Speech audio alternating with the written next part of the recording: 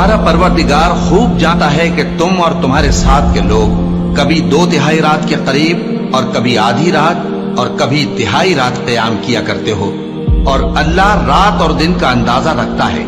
उसने मालूम किया कि तुम उसको निभा न सकोगे, तो उसने तुम पर मेहरबानी की।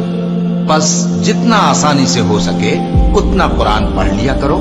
उसने जाना कि तुम में बाज बीमार भी होंगे और बाज अल्लाह के फजल यानी माश की तलाश में मुल्क में सफर करेंगे और बाज अल्लाह की राह में लड़ेंगे। तो जितना आसानी से हो सके उतना कुरान पढ़ लिया करो और नमाज कायम करते रहो और ज़कात अदा करते रहो और अल्लाह को नेक नियति से कर्ज देते रहो। और जो अमल नेक तुम अपने लिए आगे भेजोगे उसको अल्लाह के यहाँ बेहतर और सिले में बहुत अजीम पाओगे। और अल्लाह से बख्शिश मांगते रहो, बेशक अल्लाह बख्शने वाला है, मेहरबान है।